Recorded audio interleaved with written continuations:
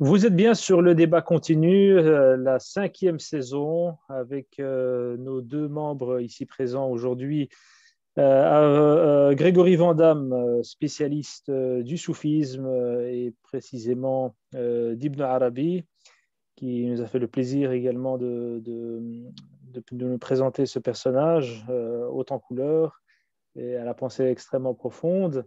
Et à côté, Michael Privot, docteur Michael Privot, qui est bien connu des médias, qu'on voit souvent réagir sur les questions sociétales liées à l'islam, et qui aujourd'hui, ce sera son écrit qui sera l'objet de notre discussion aujourd'hui sur le halal.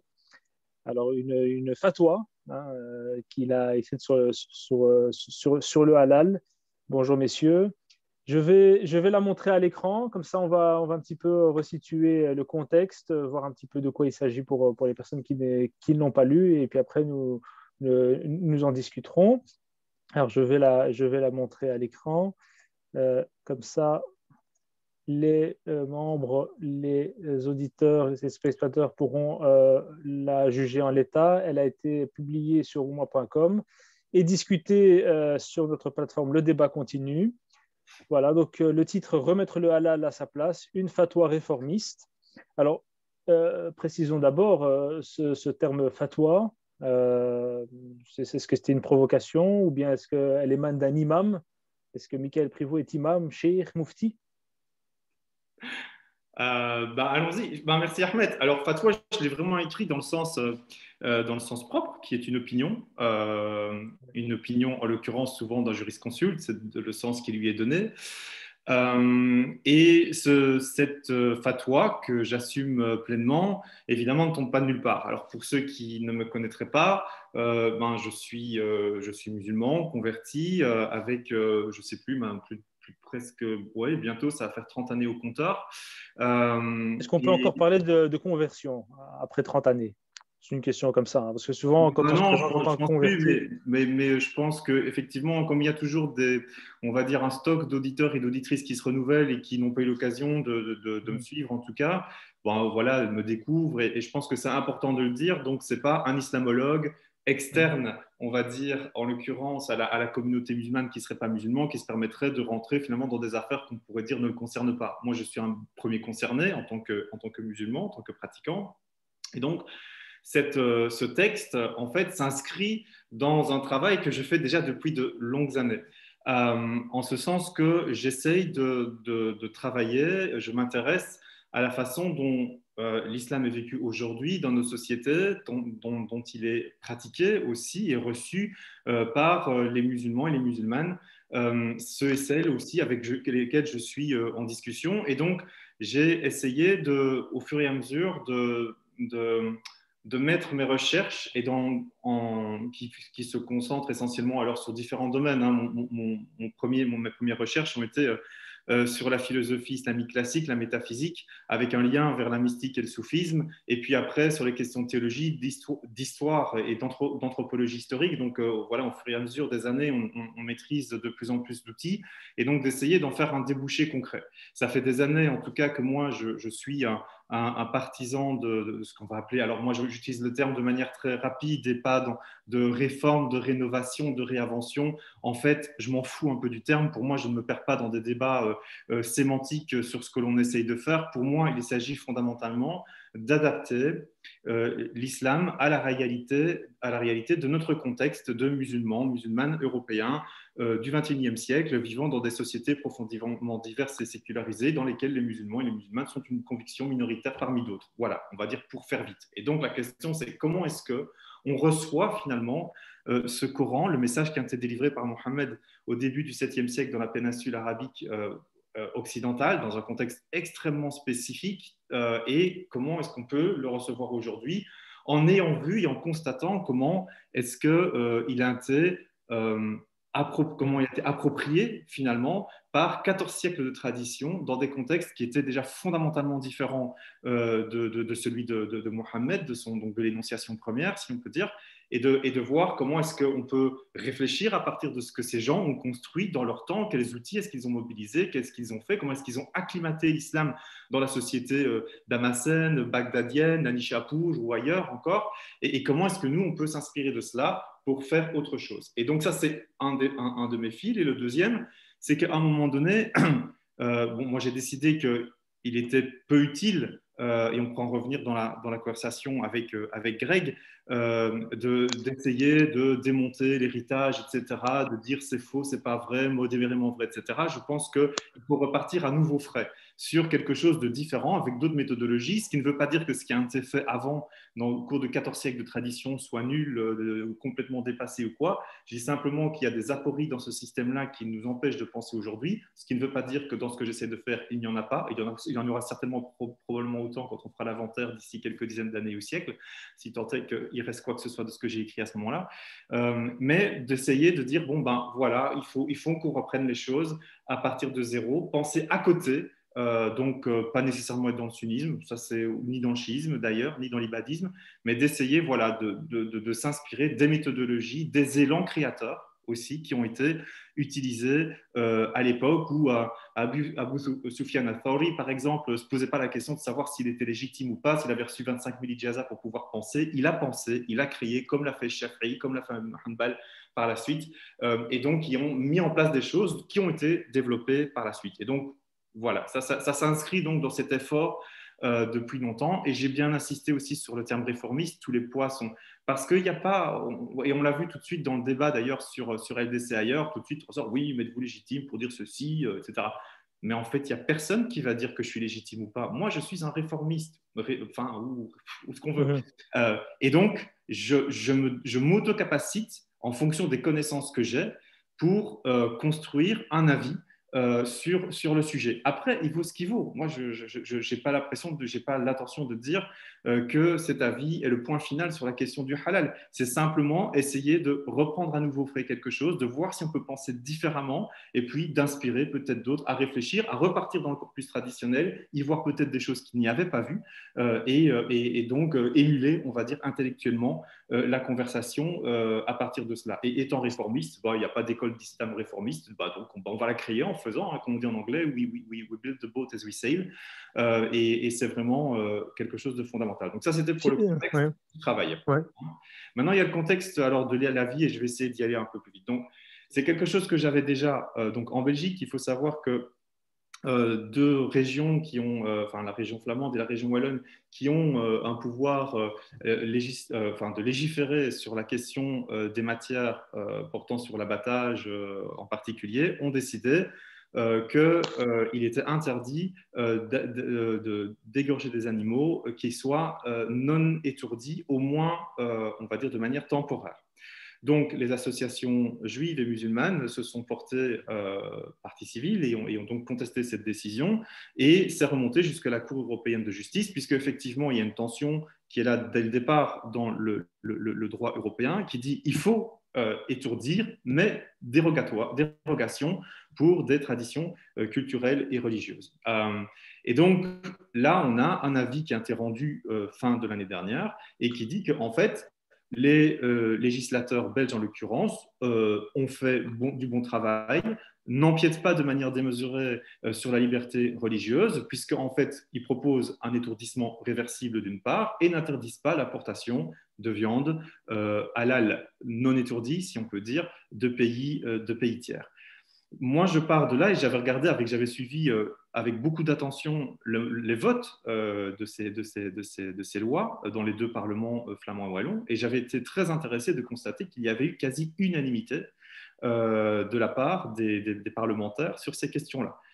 Quel que soit leur bord politique, et les abstentions quelques abstentions qui avaient eu lieu n'étaient pas sur le principe même, mais plutôt sur la méthodologie ou sur le fait que certains parlementaires avaient l'impression qu'on se focalisait un petit peu trop sur l'islam et qu'on n'attaquait pas, je ne sais pas moi, les pêcheurs d'huîtres ou autre chose. Et donc, Ce qui est pour moi est révélateur, ce qui a été un petit peu capturé à ce moment-là, c'est le changement ou la conscientisation grandissante dans les sociétés européennes de la question de la souffrance animale et de son inacceptabilité. Alors évidemment, à des degrés divers, elle diverge en fonction des animaux dont il est question. On voit qu'on est bien plus laxiste sur le gavage des oies, par exemple, mais on voit qu'il y a une conscientisation profonde qui est en train de traverser, et je montre d'ailleurs dans le texte, je cite des sources, on voit d'ailleurs une consommation, on va dire, continue de la consommation de viande dans les pays d'Europe de l'Ouest, qui correspond aussi à l'augmentation des pratiques végétariennes ou véganes.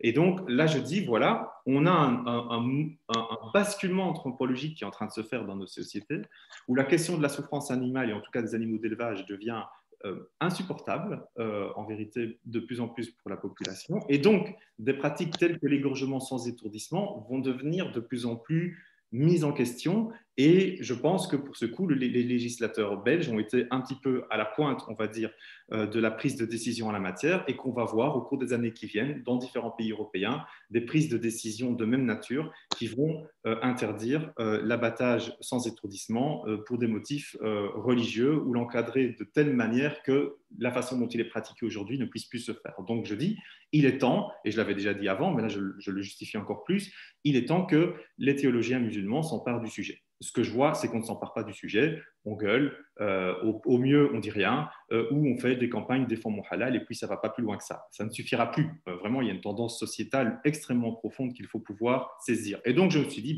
c'est l'occasion de produire une réflexion, une fatwa réformiste en utilisant les outils, ou certains des outils qui peuvent être utiles pour la réforme, et de montrer aussi, ce faisant, que la réforme, ce n'est pas juste des discours où on déconstruit, on analyse et puis on remonte rien à la place, et d'essayer de remonter quelque chose d'autre à partir des outils que moi j'utilise, qui sont les approches historico-critiques et des sciences humaines, comme je le définis. Et bon, après, il y en a d'autres qui pourraient arriver à des résultats différents, mais en tout cas, de faire un essai. Est-ce que votre fatwa a été porté justement au Conseil des théologiens ici en Belgique ou à d'autres institutions? Bon, évidemment, non. Non, ça c'est clair. Après, voilà, elle a été partagée par des imams et des théologiens, et j'ai eu des retours assez intéressants qui sont, en tout cas, qui trouvent intéressant l'approche. Voilà. Après, sur le résultat, il peut y avoir divergence, mais en tout cas, qui saluent l'approche intellectuelle d'essayer d'aborder le problème d'une façon différente et de soulever des vraies questions de fond, parce que j'en soulève évidemment une série au cours de mes différents arguments, même si après on peut ne pas être d'accord avec les conclusions auxquelles j'arrive. Donc il n'y a pas eu de rejet catégorique, c'est ça? Non, de rejet catégorique, non. En tout cas, de ceux qui se sont donné la peine de la lire en détail, non. Ça, c'est sûr. Ouais. Alors, j'ai développé quelques arguments. Alors, c'est vrai que j'ai fait vraiment quelques points sur les problématiques métaphysiques et épistémologiques. Je pense que ça pourrait nous emmener très très loin, mais je souhaitais quand même souligner un petit peu qu'on ne part pas de rien et qu'il y a une pensée qui est en train de s'élaborer. Je ne dis pas qu'elle est parfaite. On a Grégory Vandamme avec nous qui est voilà, dans la métaphysique. on aura le temps de revenir sur ce sujet-là avec Grégory, j'imagine. Alors, les arguments que j'ai essayé de faire sont… Alors, je n'ai pas abordé tous les arguments sur le sujet. L'idée, ce n'était pas d'écrire un livre. Et déjà, on voit que c'est déjà un texte un petit peu dense. Mais j'ai essayé d'aller directement sur les points qui sont les plus contentieux ou qui sont le plus souvent servis pour justifier la continuation et la perpétuation de l'industrie du halal comme on l'a fait aujourd'hui. Le premier argument, c'est de dissocier l'islam du judaïsme sur la notion de sacrifice. Je fais le point, après, à nouveau, on peut diverger en termes d'analyse, que d'un côté, dans le judaïsme, il s'agit véritablement d'un rituel, d'accord, et qui remonte aussi loin que le Lévitique, où la consommation de viande n'était autorisée que parce qu'il y avait partage, en fait, je veux dire, l'être humain était invité à la table de Dieu pour manger la même chose, donc que son Dieu dans lequel il était en alliance. Il en retrouve quelque chose d'important dans cette thématique de l'alliance. Et donc, il y avait, ça allait de l'animal, lequel on pouvait sacrifier, manger, ne pas manger, etc., avec des catégories très précises, jusqu'à la façon de faire, de pratiquer ce rite pour que la viande puisse être considérée comme digne de Dieu et donc digne de son commensal, de son invité humain à sa table. Je montre qu'il il n'en est rien dans l'islam, en fait. La consommation de viande quotidienne n'est pas rituelle en ce sens. Il s'agit d'abattre pour de la consommation. Il y a un seul rite qui peut vraiment être considéré tel quel, où il y a alors un sacrifice pour le coup, c'est la commémoration du sacrifice d'Abraham à la fin du pèlerinage, et c'est tout. Donc, ce qui veut dire que, ok, là, on pourrait dire qu'effectivement, il y a un rite qui pourrait faire une petite analogie avec le judaïsme, mais ça ne concerne quasi rien, si on veut dire, de l'ensemble de la consommation, puisque c'est 3 jours par an et une occasion par an en l'occurrence, et donc il était important de dissocier les deux pour ne pas se faire emporter dans une problématique qui n'est pas la nôtre, parce que pour du côté du judaïsme, c'est une vraie problématique, cette législation. Pour le musulman, avec l'analyse que je viens, elle l'est beaucoup moins, puisqu'en fait, le halal n'est pas lié à un rituel spécifique qui doit toujours être reproduit pour n'importe quelle viande, mais c'est juste une façon de faire et de considérer que la viande peut être consommée. Point barre. Voilà, sans qu'il y ait cette dimension rituelle. Le deuxième point sur lequel j'ai essayé de travailler, c'est la question des interdits coraniques, et que je reprends d'ailleurs, et j'essaie de montrer que en fait, on a à nouveau le point principal, c'est de reprendre par exemple la question du porc, où on montre qu'en fait le porc était interdit, enfin n'était même pas interdit, il n'existait pas en Arabie, et il n'était consommé par personne dans l'ensemble de la péninsule arabique, et ça depuis la plus haute antiquité. Donc en fait, par exemple, quand le Coran interdit le porc, en fait, il ne fait que reprendre une pratique déjà connue des païens, et qui est en plus connu du judaïsme. Et donc, en fait, c'est un interdit qui ne coûte strictement rien. Donc, en fait, il est en pleine cohérence avec une pratique qui est celle de son lieu. Ce qui aurait été vraiment très intéressant et en rupture pour le coup, c'est que le Coran dise on peut manger du porc. Là, pour le coup, ça aurait été révolutionnaire. Mais là, il fait que confirmer ce qui est la pratique des gens, comme d'ailleurs la pratique des bêtes qui sont des différents animaux qui sont impropres à la consommation, la bête qui est tombée dans un trou, qui est morte sans être égorgée, littéralement. Et donc là, on voit à nouveau que le Coran ne fait que la même chose, qui ne fait que dire ce qu'est la pratique quotidienne des gens juifs, musulmans, on va dire polythéistes de son époque. La seule vraiment, je veux dire, différence qu'il fait pour moi, c'est sur la question on va dire, des animaux qui sont dédiés à un autre que Dieu. Donc là, on est dans le cadre à nouveau d'un rituel, et on savait qu'il y avait des sacrifices d'animaux qui étaient faits à différentes occasions par on va dire les polythéistes ou monolâtres situationnels, comme on le dit. Et là, le Coran tue l'économie de ce système, puisqu'il dit là, à ce moment-là, si cet animal a été sacrifié pour un autre que Dieu, il est impropre à la consommation, on n'y participe pas, on rompt les solidarités. Mais pour tout autre animal qui aurait été, il y a quelqu'un qui arrive dans un campement, on tue une chèvre pour lui faire plaisir et bien le recevoir, mais qu'on soit polythéiste, quel que soit notre dîne, si on veut dire à l'époque, soit polythéiste, soit disciple de Mohammed, soit juif ou soit chrétien, on mange la même chose. Donc la consommation de la viande n'est absolument pas un problème. Et je reviens sur cette considération du sang comme symbole de la vie, etc., puisque j'essaie d'avoir cette approche anthropologique et d'essayer de voir comment est-ce que ça fonctionne dans ce que nous donne le Coran à voir de sa société, etc. Alors, le troisième argument que j'utilise, mais très brièvement, c'est sur la prononciation de Dieu, puisqu'on dira il faut dire Bismillah, etc. au moment de l'abattage. Je ne vois pas ça dans le Coran, vraiment. Le seul élément que je dis, c'est que oui, effectivement, reprenant le sacrifice d'Abraham, il n'est valable que par l'intention de celui qui le sacrifie pour Dieu. Et donc là, on peut dire que oui, le bismillah, etc., pourrait être quelque chose d'important. Mais sinon, il ne demande que de rappeler le nom de Dieu, de ce que l'on consomme. C'est-à-dire, je dirais, moi je comprends et je le lis comme dans notre assiette en vérité. Donc, ce n'est pas en amont, c'est au moment où on mange. Et d'ailleurs, il y a un verset très intéressant qui fait explicitement le lien entre gratitude, donc le shukr, et la licéité d'un aliment. Donc, on est vraiment plutôt dans un remerciement du risque, en fait, et donc pas dans une condition de la licéité d'un animal avant d'être abattu. Donc ça, je pense que c'est vraiment fondamental, puisque ça, c'est un des éléments pour refuser l'abattage par des non-musulmans. Je reviens sur la question du bon et du dégoûtant, et qui a été transformé entre pur et impur. Donc, c'est le khabith et le tayyib, et on voit à nouveau que ces questions-là dans le Coran et dans d'autres sociétés par la suite, puisqu'il y a eu pas mal d'études anthropologiques sur le sujet, c'est qu'en fait le tayyib c'est juste ce que mangeaient les Arabes autour de Mohammed, et le rabith c'était juste ce qu'ils ne mangeaient pas, parce que c'était dégoûtant, et ça va du gecko, ça va de l'ail, du poro, etc. Alors qu'on voit aujourd'hui que de toute façon ça s'est passé de toute façon dans la culture. Et donc le faire passer comme pur et impur, c'est vraiment un abus de sens qui n'est pas là dès le début, parce que le Coran ne pose pas les questions sur cette pureté que l'on veut dire rituelle, etc., à nouveau par lien avec le judaïsme, alors que ce n'est pas ce que je lis, en tout cas, moi, dans le Coran.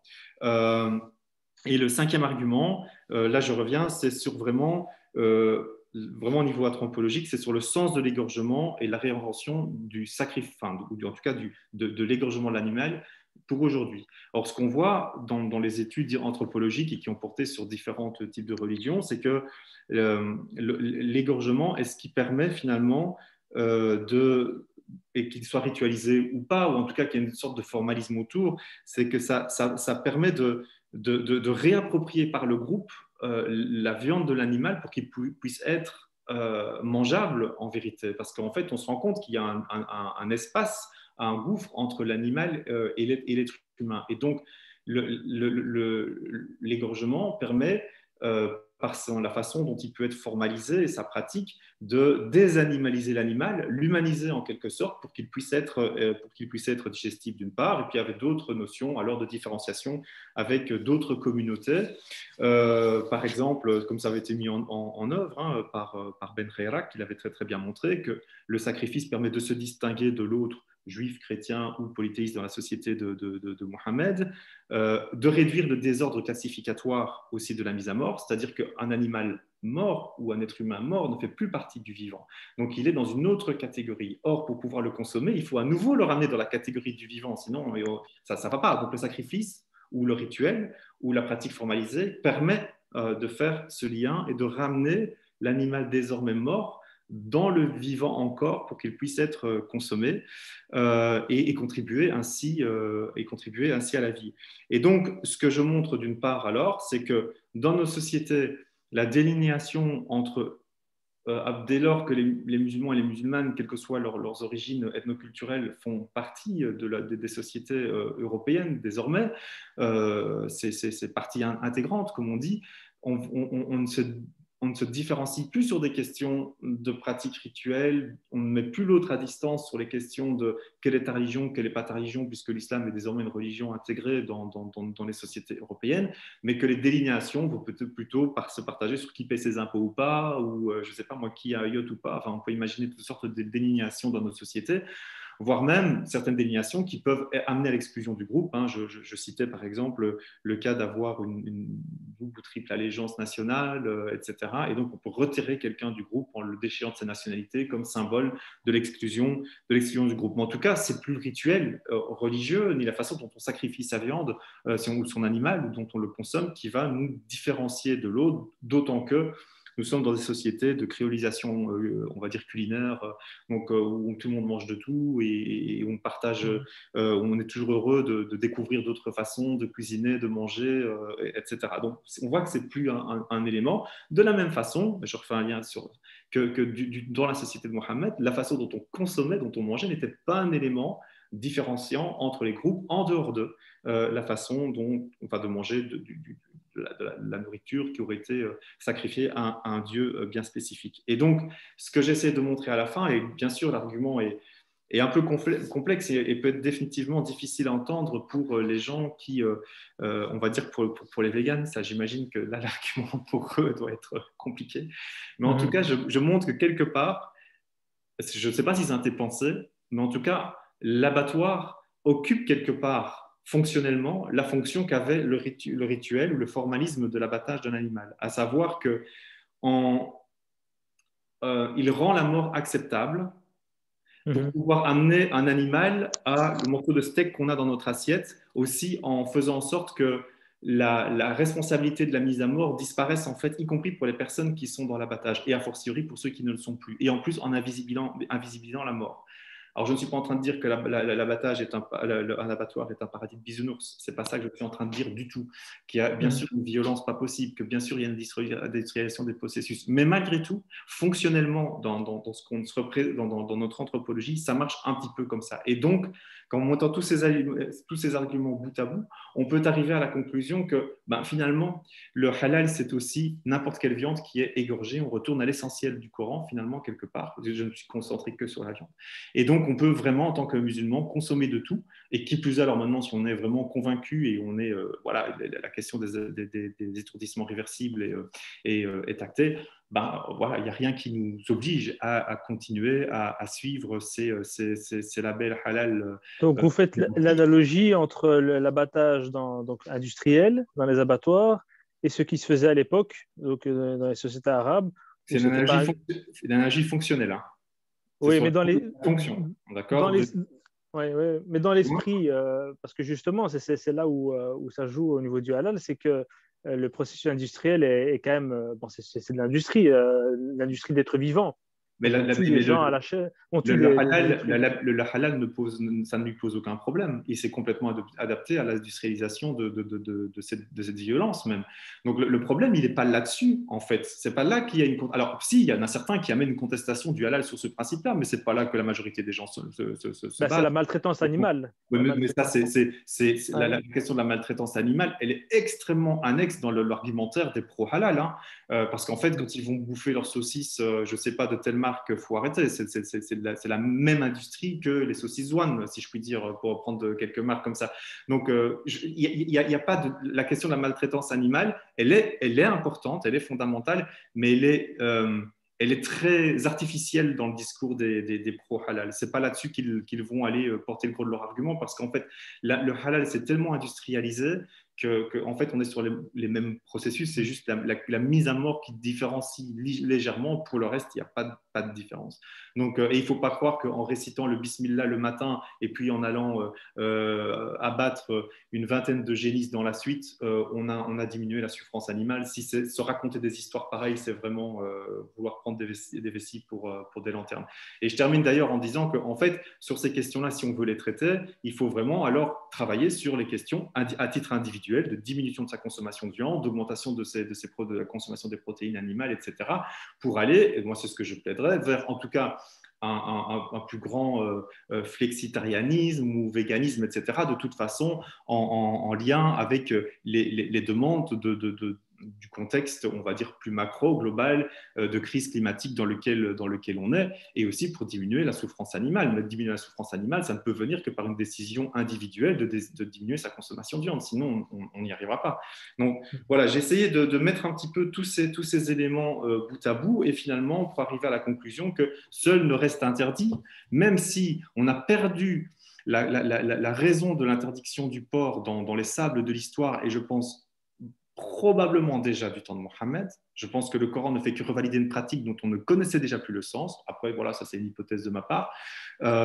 Bon, ben ok, c'est interdit. Et ben, voilà, donc ça, on va le garder, si on peut dire, faute d'éléments supplémentaires en l'occurrence, et aussi considérant qu'aujourd'hui, la non-consommation du porc est tellement structurante dans l'identité du musulman et de la musulmane, contrairement au reste des viandes d'ailleurs, que vouloir même y toucher ne serait pas très utile à cette occasion, et les éléments pour le faire ne me semblent pas encore là. Mais par contre, oui, sur la question des dérivés, là, il y a vraiment moyen de...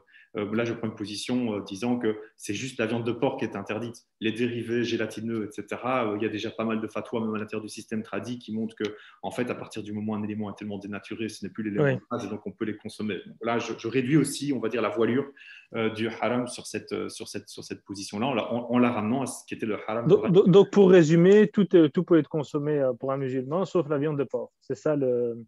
Grosso modo, oui. Oui. Tout ce qui sort des produits, ouais.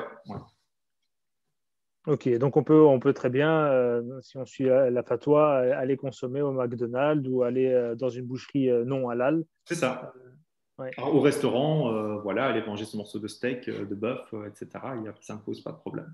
Ouais, mais justement, moi j'ai posé la question sur même si elle est halal ou pas halal, le fait de la maltraitance animale, enfin je veux dire le processus industriel plutôt, qui finalement invisibilise carrément le vivant. On est habitué simplement à avoir sa saucisse ou bien voilà, son bout de viande dans son assiette, et on ne voit pas tout le processus qu'il y a derrière. Est-ce que ça participe justement du shukr, justement, enfin du fait de rendre grâce à Dieu, le fait de carrément bien, invisibiliser sa création? Est-ce que c'est quelque chose d'éthique, quelque chose d'halal de voir les choses comme ça? Mais c'est un vrai sujet de débat. Je pense qu'il faut le Ouais, continuer. Si tu veux avoir mon avis, je pense que là, il y a une vraie problématique éthique. C'est-à-dire que oui, le système tel ouais, qu'il est fait est générateur d'un certain type de souffrance animale. Les études d'ailleurs le montrent, que effectivement, et on essaie de voir comment réorganiser les abattoirs, etc. Mais il n'en reste pas moins ouais. une telle consommation de viande Mais, aujourd'hui mais justement, que est-ce qu'on on ne ne devrait pas peut intégrer ça aussi, peut-être? mais oui, si, moi je pense qu'il faut tout à fait l'intégrer. C'est d'ailleurs pour ça que j'ai ma petite Ouais, dernière remarque en disant, voilà, mais ça, on ne va pas le décider ex nihilo. À partir du moment où on tue des centaines de millions, on abat des centaines de millions d'animaux, pour ne pas dire des milliards, les chiffres sont juste énormes ouais. chaque année. Si on va du poulet jusqu'au bœuf et autres, euh, on ne pourra avoir un impact que si on diminue de manière sensible sa consommation de viande et la déplacer vers des modes de production réseau. Enfin là, c'est tout un autre débat. Les circuits courts avec des animaux qui sont bien élevés, pas de faire Oui, des oui. vaches ou des choses comme ça. Mais ça c'est là, honnêtement, c'est notre pouvoir du consommateur. Tant qu'on a envie d'avoir ces kilos de bidoches par semaine, et il faut dire aussi que Ça aurait pu faire un neuvième point dans la conclusion. oui, ça aurait pu faire, mais je pense que ça nous en est ailleurs. Je pense que j'ai donné pas mal d'indices au cours du texte pour dire, voilà, c'est pour moi, c'est vers ça qu'il faut aller.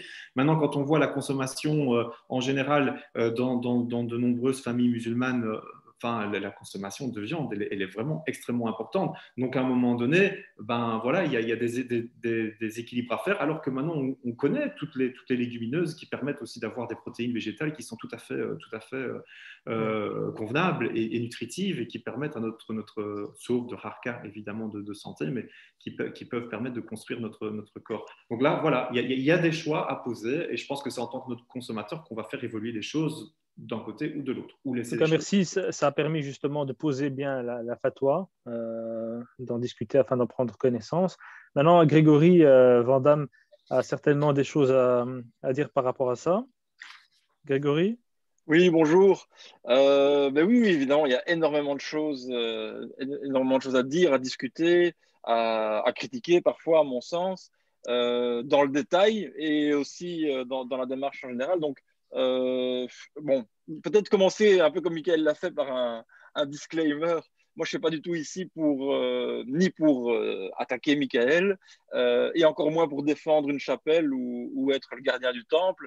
Voilà, ici, on est bien en train de penser ensemble et je suis en train de penser avec Michael, d'autant plus que, même si c'est vrai que j'ai on va dire une formation assez, en plus de la formation académique, une formation, un parcours assez traditionnel sur ces questions d'islam, de doctrine, de fiqh et compagnie. Ben voilà, je suis très intéressé par la critique, très intéressé par le fait d'actualiser, et j'ai aussi beaucoup travaillé sur la question du halal, mais plutôt dans une perspective qui en fait est tout aussi critique que ce que fait Michael, mais exactement dans le sens inverse. C'est-à-dire C'est-à-dire? aller vers une resacralisation assez extrême du halal qui est articulée justement aux questions environnementales, aux questions de souffrance animale, mais aussi aux questions éthiques et spirituelles de l'humain, de son rapport à son environnement et aux animaux, et donc avec des conclusions qui sont diamétralement opposées à celles de Michael pour bien des raisons. Donc je propose en gros, j'ai trois axes, je pense qu'il serait intéressant de discuter. Le premier, c'est cette idée de fatwa réformiste, parce que voilà, c'est posé là, mais ça pose pas mal de questions quand on la reçoit, hein, et d'où les réactions qu'on a pu voir sur le groupe tout à fait débiles, hein, j'ai pas peur de le dire parfois. Donc ça, ce serait le premier point. C'est quoi une fatwa réformiste? Qu'est-ce qu'elle fait? Au nom de quoi? Quelle méthode? Comment elle se rapporte au reste, on va dire, de la normativité islamique? Je vais revenir peut-être avec des questions plus précises. Le deuxième point, c'est la question de l'adaptation de l'islam, comme Michael l'a dit. Le but d'une fatwa réformiste, c'est d'adapter l'islam aux conditions actuelles. Ok, alors qu'est-ce qu'il faut adapter? Est-ce qu'il y a de l'inadaptable dans l'islam et comment est-ce qu'on le détermine? Parce que je pense que c'est une question d'achoppement sur laquelle on va revenir. Et du coup, ben, cette question de la sacralité, de la souffrance animale, du fait, est-ce que oui ou non, il y a une forme de rituel qui est lié au halal? Est-ce que, comme Ahmed l'a bien dit, je pense, pour moi, c'est une des choses vraiment intéressantes, est-ce que cette analogie fonctionnelle, comme a dit Michael, entre l'abattoir et le sacrifice vaut, en fait, d'un point de vue musulman? Est-ce que ça dit quelque chose de véritablement profond? Est-ce que justement le lien entre choukr et licéité n'est pas totalement effacé dans le processus d'industrialisation et donc par là la licéité est totalement abandonnée? Ce sera ma position sur laquelle on reviendra. Donc voilà, j'ai énormément de choses à dire selon ces trois axes-là. Peut-être commencer par le premier, hein, sur le cadre de la fatwa. Donc l'idée de venir avec déjà le vocabulaire technique classique, une fatwa, déjà, il y a une forme de provocation qu'on peut peut-être comprendre, hein, qui est évidente, mais j'ai l'impression que les points de, comment on va dire ça, les points de trouble et de flou s'additionnent. Par exemple, au niveau du cadre méthodologique et juridique, pourquoi est-ce que, d'un point de vue réformiste, libéral et tout, pourquoi est-ce qu'on aurait besoin d'un cadre juridique? Parce que c'est pas posé on ne sait pas pourquoi en fait, on aurait besoin d'une fatwa. Puis il y a aussi dans le titre, hein, remettre le halal à sa place. Et donc c'est la place du halal. C'est pas, tu vois, c'est pas une proposition d'un individu qui réfléchit librement. C'est posé comme avec un mot du vocabulaire technique juridique très clair. Et en plus c'est le halal à sa place. Donc on est vraiment dans l'artillerie lourde, quoi. Et puis, oui, voilà. Du coup, quelle est la place de la norme dans cette démarche réformiste? Pourquoi est-ce qu'on a encore besoin de normes? D'où elle vient? L'idée qu'il y ait un sachant qui propose une fatwa, tu vois. Bon, évidemment, moi, justement, je ne suis pas du tout ici dans la disqualification. Pour moi, quelqu'un qui est musulman depuis 30 ans, qui a un doctorat en sciences islamiques, il me semble assez qualifié pour réfléchir sur ces questions. Mais est-ce que, du point de vue de cette réforme, est-ce que ça a du sens? Dans le sens où, en fait, qui va avoir le droit de donner des fatwas? Est-ce que Jean-Paul ou Abdelrahman, qui n'a pas une formation doctorale, qui n'a pas peut-être 30 ans d'islam parce qu'en fait, il a 17 ans, 17 ans à peine, est-ce que lui aussi peut proposer une fatwa? Est-ce que ça, tu vois, est-ce qu'à ce niveau-là, la libéralité est sans limite ou est-ce qu'il y a des limites et un contexte qui sont définis? Donc ça, je trouve ça assez important. Et peut-être je terminerai par là sur ce point-là. Sur la question justement c'est intéressant cette idée on doit répondre à un contexte qui a changé. Mais alors du coup, on va utiliser des analogies qui sont décontextualisées. Par exemple, quand tu me dis, ah, Soufiane Essaouri, il se disait pas, je dois avoir une ijaza et tout. Mais oui, parce que c'est un autre contexte. On est dans un contexte où il n'y a pas d'ijaza. Et puis, on a une construction qui se fait dans laquelle on a besoin d'une ijaza parce que c'est ça la norme. Et puis, on a une nouvelle norme aujourd'hui. Et si tu veux, du coup, ce que je pense qui doit être posé et discuté, critiqué, tu vois, au sens positif du terme, c'est quel est le contexte aujourd'hui? Est-ce qu'on peut faire table rase de tous les critères, en fait, tout simplement, d'objectivation de ce savoir, d'objectivation de cette possibilité de discuter la norme en islam? Est-ce qu'on peut tout simplement faire table rase et dire je fais comme les anciens, et donc en fait faire une forme de wahhabisme libéral, quoi, tu vois? Ou est-ce qu'il faut être un petit peu plus souple que ça et savoir à qui on s'adresse? Notamment, du coup, on revient à cette idée, utiliser le mot fatwa, dire c'est le halal à sa place, c'est la vraie place du halal, etc. Donc voilà, c'est un peu les questions que j'ai sur ce premier point. Je réponds à ta première série ou bien Oui, comme ça, on s'y retrouve. Ouais, d'accord. Vraiment, merci Grégory déjà d'avoir pris le temps déjà de lire de manière et te connaissant de manière attentive et profonde le texte que j'ai essayé de soumettre. Enfin voilà, c'est toujours, je veux dire, un grand honneur pour un intellectuel et quelqu'un qui essaye de pondre une réflexion avec toutes ses imperfections, bien entendu, de pouvoir être lu et d'avoir quelqu'un qui vient penser avec soi. Enfin, vraiment, je te remercie pour ça. C'est vraiment super important. Alors, tu lèves toute une série de points qui sont effectivement importants et qui ont suscité pas mal d'interrogations. Et effectivement, le terme maître fatwa réformiste a été pour beaucoup une sorte de chiffon rouge auquel ils ont réagi immédiatement sans même se donner la peine de lire la première page.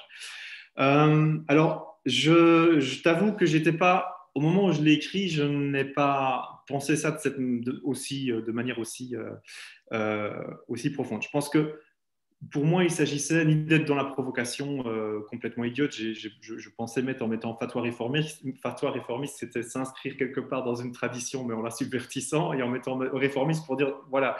Donc c'était du double marquage. Et je pense que c'était important, c'est de dire, à nouveau dans l'analyse du contexte, je vois bien et j'essaie de répondre à cette demande que je vois au sein de nos communautés pour de l'autre chose. C'est une demande qui n'est pas encore extrêmement bien formulée, qui émerge et que l'on voit au travers des rencontres que l'on a. Et LDC est certainement un des endroits où l'on voit le plus ce besoin d'autre chose, de pouvoir s'exprimer à côté d'autres besoins.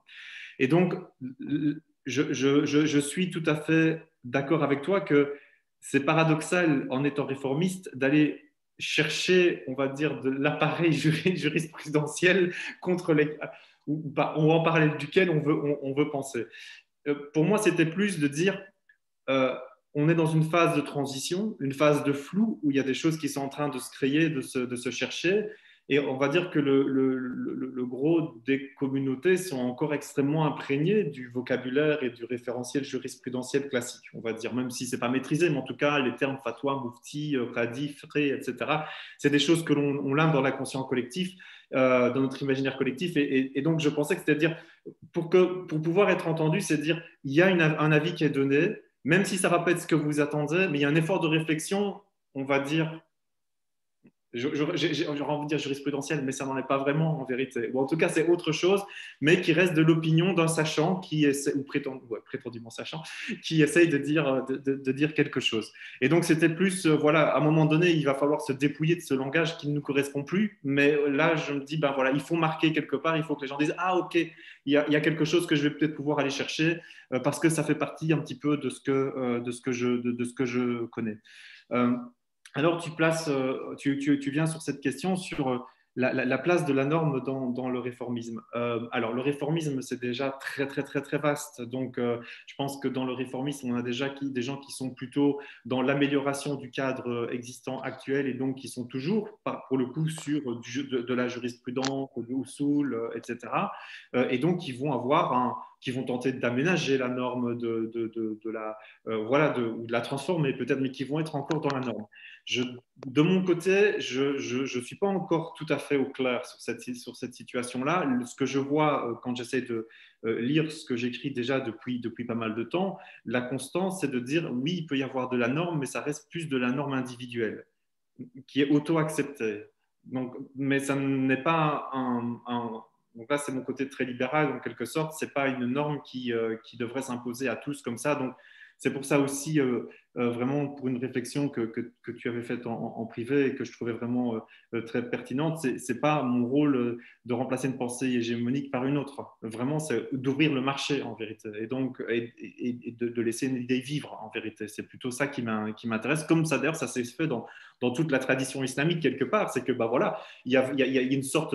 J'ai toujours bien aimé la phrase de Brou, c'est que l'orthodoxie musulmane n'est qu'une somme d'hétérodoxie. Et je trouve ça intéressant, c'est-à-dire qu'il y a quelque chose qui s'est construit, qui se solidifie, qui agrège la majorité, on va dire, et puis après, ça part dans tous les sens, en vérité. Donc, bah voilà, c'est à nouveau... je n'ai pas de prétention haute que dire, c'est un nouveau branchement quelque part qui est en train de se faire, et puis on verra. Donc la question de la norme, pour moi, elle est fondamentale, et je n'ai pas de réponse définitive à te donner sur ce sujet-là, mais c'est clair que c'est un enjeu absolument à penser. Et sur la question que tu posais sur qui a le droit de donner des fatwas, donc là, je m'inscris, voilà, je ne les ai pas mises dans ce texte ici parce que ça nous aurait mené trop loin. C'est que voilà, je partage vraiment l'analyse qui avait été mise en avant par l'académique canadien Mohamed Fadel, qui lui travaille beaucoup sur la question du droit musulman, c'est son cœur de, on va dire, de métier, et qui montrait effectivement comme à la suite du colonialisme et puis de différentes révolutions qui ont secoué les pays musulmans, les systèmes de régulation au travers des 4 écoles en particulier ont été complètement explosés. Et puis après, le coup du wahhabisme et du salafisme aussi y ont ajouté leur bonne dose enfin, on dynamité ce qui restait encore debout. Et donc, de facto, on est sur un marché libre de la production de la fatwa ou de la norme juridique ou en tout cas de la vie juridique, disons-le comme ça. Alors, certains États comme la Turquie, pour ne prendre qu'elle, essayent encore de maintenir un système étatique de production de la fatwa en disant ben voilà, c'est la Diyanet qui produit des fatwas et tout le monde s'y colle. Bon, ça tient pour le moment, mais ça n'empêche pas à nouveau des avis divergents par la suite. Mais moi, je pars du principe que pour le moment, il n'y a plus d'autorité centrale, ou en tout cas des autorités centrales ou constituées, en dehors peut-être du chiisme avec son système de marjaïa, mais là on voit même aujourd'hui il y a plus de 7 ans de marjaïa qui sont reconnus, donc là on est quand même sur un éclatement quelque part, même si en tout cas voilà, il y a comment on dirait au mieux une archipélisation des normes, ou en tout cas des autorités de contrôle qui est reconnue plus ou moins, et donc on est plutôt sur un grand marché libéré. Et donc, il y a un espace à prendre, il y a un espace pour la production, en tout cas, d'idées plus ou moins nouvelles d'ailleurs, et je compte sur l'autorégulation du marché. Il y a un moment donné, le marché va à nouveau s'autoréguler. Je ne peux pas dire si c'est dans 50, dans 10 ans, dans 15 ans, mais pour le moment, on va dire l'anomie de la production de ce niveau-là, qui pour moi est un avantage parce que ça me permet de pouvoir dire des choses, va devoir se réguler parce que c'est juste pas possible en fait. Et donc effectivement, c'est autant on peut avoir, et je reviens sur tous ces critères que tu avais, qui ont été développés. Et moi, je donne un cours à l'université là-dessus, donc c'est quelque chose auquel évidemment je suis très attentif. Et j'ai vu comment au cours de l'histoire les différentes formes de reconnaissance, les critères d'accession à pouvoir donner quel avis, qui peut être moufti, etc., mutlaq, blablabla. Tout ça est évidemment développé, mais c'est une profession qui s'est autorégulée. D'accord. Maintenant, la profession, elle a explosé. Je pense qu'à un moment donné, elle va à nouveau commencer à s'autoréguler sur des critères qui vont potentiellement être différents, mais c'est toujours le risque d'avoir, dans ces cas-là, des gens qui vont faire du hors-piste en bien ou en mal. Alors, ça donne des Abdel Wahhab, pour ne citer que lui, et on a vu ce que ça a donné. Ça donne aussi, et ça c'est intéressant, c'était, sans que je fasse une fixette sur lui, mais ça donne des Rachid El Djaï, qui à un moment donné, et qui est de manière intéressante, à qui personne n'a jamais fait le reproche de donner des avis. C'est ça qui est fondamental. C'est-à-dire que pour moi, où je vois un problème qui est, et pour lequel je prends ma distance avec ce cadre, c'est qu'en fait, les cadres de légitimité, si on peut dire, à l'intérieur de la profession, qui disent qu'il faut connaître telle chose, avoir acquis telle connaissance, avoir autant d'ijazat, etc., tel que ça s'est construit dans l'histoire, ne sont là que pour... alors peut-être, oui, bien sûr, pour assurer une certaine qualité, ok, c'est vrai, mais aussi pour contrôler le discours. Et en fait, ne sont rappelés à l'ordre, ne sont disqualifiés que ceux qui disent quelque chose qui n'est pas dans la doxa majoritaire, c'est-à-dire cet agrégat majoritaire central, on va dire. Donc, on peut en avoir aucun diplôme et faire des fatwas tant qu'on dit ce qu'il y a à dire. Et on peut vraiment être bardé de diplômes et avoir tout reconnu. À partir du moment où on va donner un avis que certains vont qualifier de shadh, c'est le mot est là pour ça, déviant, alors on va se prendre tout, c'est le shitstorm garanti. Et on peut prendre vraiment des tas d'exemples, que soit Tarek Obrou, voilà, pourtant il a des compétences, mais chaque fois qu'il va dire quelque chose qui va s'éloigner de la norme, il va être mis au pilori, ou bien même des gens comme Hassan Tourabi, pour ne citer que lui, qui, à la fin de sa vie, et ça c'est un topos que l'on a vu sur un certain nombre on va dire de oulémas, qui ont développé au cours de leur vie des avis qu'ils savent problématiques par rapport à la doxa, et qui, quasi sur leur lit de mort, ou quand il leur reste quelques dernières années de la vie, ils se lâchent, ils balancent tout, ils se font démolir, et puis après, ils emportent ça dans leur tombe, et puis voilà, et on continue à ronronner comme avant. Mais on le voit que même la question des diplômes, et de ce qu'on a pu avoir comme reconnaissance. Au mieux, la vie, on va se faire démolir, mais au moins on respectera quand même le personnage. Et au pire, on se fait démolir et sans être respecté, quand bien même on aurait des diplômes. Donc, enfin, on va dire les systèmes, ou en tout cas les critères, les critères qui ont été, le respect des critères élaborés par la tradition. Donc, c'est pour ça que je me dis, bon, bah, à un moment donné, quand on voit cette dynamique, on se dit, mais non, en fait, il faut s'autocapaciter. Et personnellement, je me suis dit, ben voilà, j'ai envie de voir des choses advenir. J'ai cru un moment, comme certains le promouvaient à une époque, oui, il faut rentrer, il faut avec en dialogue avec les oulémas. Non, ça sert à rien. Moi, ça va, j'ai donné, j'ai plus le temps d'attendre. Je vais pas encore aller dialoguer 20 ans avec des gens en leur demandant de prendre une position, alors que je vois d'autres, voilà, des besoins criants qui sont en train d'émerger dans nos sociétés. Je vois des ruptures qui sont en train d'apparaître, et donc je me dis voilà, il faut le faire. Et puis, et ce que je vois, c'est que aussi tout doucement, cette production que moi et d'autres, enfin voilà, on commence à faire, finalement fait réagir. Parce que contrairement à avant où la réforme c'était que de la déconstruction, il n'y a rien qui était proposé, à partir du moment où on commence à proposer quelque chose d'alternatif, écrit, pensé, réfléchi, là on devient des adversaires avec lesquels il faut compter. Et donc ça oblige finalement les ulémas à prendre des positions. Et c'est bien, parce que ça fait vivre le débat intellectuel, et tant mieux, et c'est comme ça, et l'islam a toujours fonctionné comme ça, c'est dans cette tension, ces oppositions, que finalement, ce centre s'est constitué, si je puis dire, et puis se déplace au fur et à mesure des controverses de ce qui est trouvé, et moi je pense tout à fait participer à cela, en mobilisant des outils différents. Oui, c'est intéressant ce que tu viens d'évoquer, et c'est tout à fait vrai, évidemment. Comme tu dis, historiquement, dans la tradition, les choses ont bougé, et il y a un topos en fait tout à fait illusoire aujourd'hui chez les musulmans, qui est celui de l'indépendance en fait des savants par rapport aux réalités politiques, tout simplement. Hein. Alors qu'on voit que c'est tout à fait le contraire, c'est-à-dire que c'est très souvent une alliance à un moment entre certains savants et certains pouvoirs politiques qui a fait que voilà, l'orthodoxie est devenue ça à tel moment donné. Mais donc, le rapport entre savoir et pouvoir. Rapport entre savoir et pouvoir qui est en fait qu'on a toujours essayé de placer dans une espèce d'antinomie pseudo-éthique en fait, hein, tu vois, et idéale qui correspond pas du tout à la réalité. Oui. Parce qu'un savant, il est dans une société, cette société, elle a des dirigeants, elle a, tu vois, même une armée qui intimide les populations, etc. Enfin, donc, en fait c'est une question qui est tout à fait concrète. Mais donc, ça me permet d'entrer dans mon deuxième point.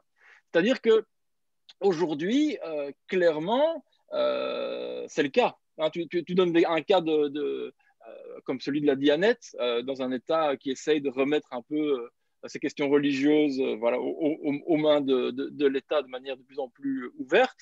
Mais c'est le cas aussi en Europe, hein, qu'on le voit avec ce qui se passe en France, évidemment, tous les débats houleux, qu'on le voit ici avec les récentes en Belgique, les récents déboires de l'exécutif des musulmans, etc.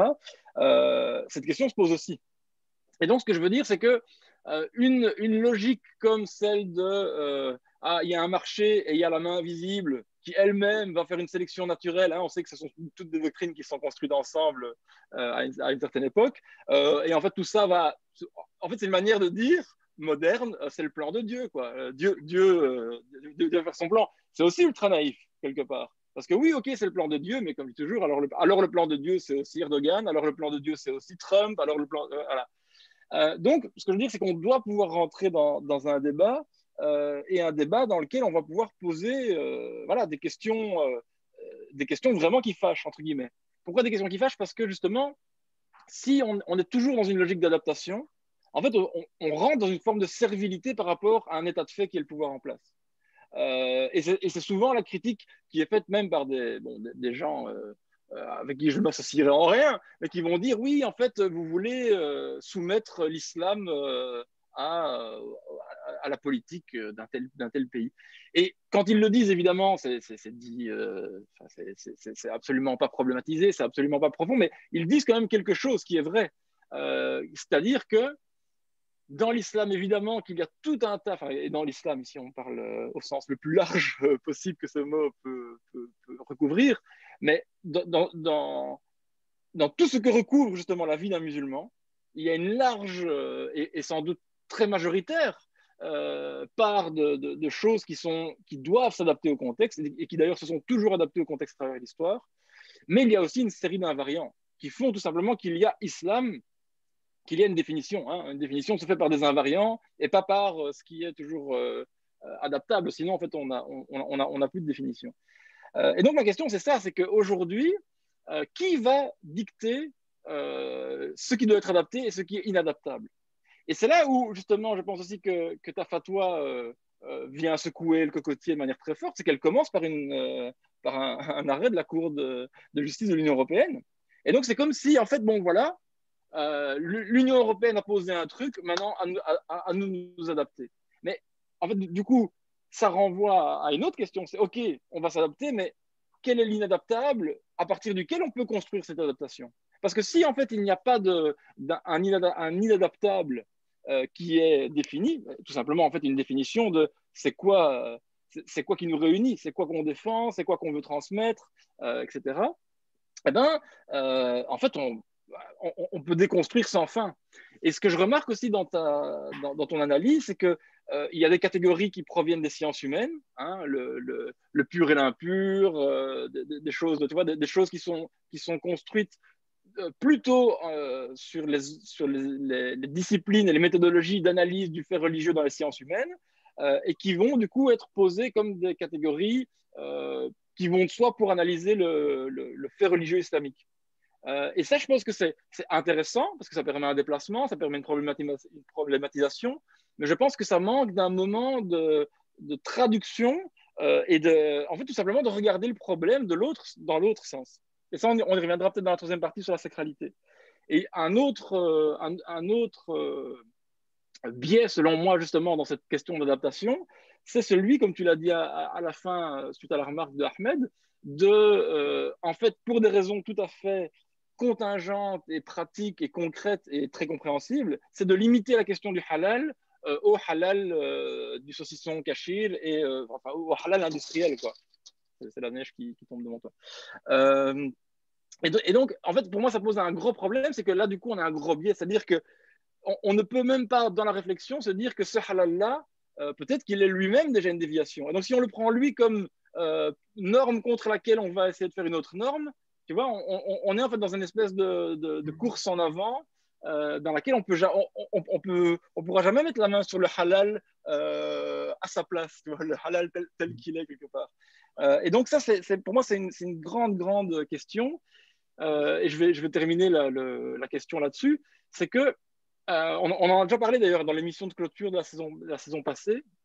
C'est que si tu veux, j'ai l'impression qu'aujourd'hui, pour beaucoup de raisons qui sont majoritairement, je pense, internes à la communauté musulmane, pour le dire très simplement, mais qui sont aussi dues à des contextes externes à elle, eh ben, c'est comme si on a honte, et surtout, c'est comme si ça devient un impensable que l'islam a vocation d'être subversif. Tu vois, et là, de nouveau, quand on vient avec un regard historico-critique ou d'anthropologie historique, ben, c'est difficile de ne pas dire que l'islam était subversif par rapport à son époque, par rapport à son milieu. Et que donc, ce caractère subversif, c'est-à-dire cette capacité d'avoir qu'il a des choses à dire sur son époque. Voilà, il a des choses à dire sur son époque. Il a une perspective particulière à partir de laquelle il se permet de critiquer certains comportements, de critiquer certains choix de société, de critiquer certaines normes, etc. Mais donc, si en fait on boucle la boucle et que tout est adapté en fonction de la société, ce caractère subversif, il est dilué et on n'en a plus du tout. Et donc, je comprends que dans une perspective réformiste, on veuille redéfinir l'adaptabilité, mais ma question c'est, mais alors du coup, à partir d'où a lieu la subversion? Si le point de départ du réformisme, c'est l'adaptabilité, et donc en fait c'est l'état de fait, du coup il n'y a plus de subversion possible. Ou alors la subversion, elle n'a lieu que par rapport à des choses comme le halal industriel, comme les oulémas en perte de vitesse et compagnie, mais pas par rapport à la société, pas par rapport à ce qui est de fait notre cadre hégémonique et notre cadre de vivre ensemble.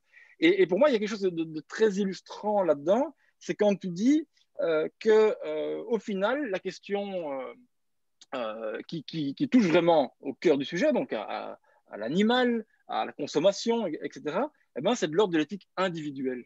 Ça, c'est super intéressant. Pour moi c'est vraiment. Tu as même parlé de pouvoir du consommateur et de choses comme ça. Mais est-ce qu'une fatwa, est-ce que les musulmans, en tant que collectivité avec des références, n'ont pas justement vocation de défendre aussi une forme d'éthique collective?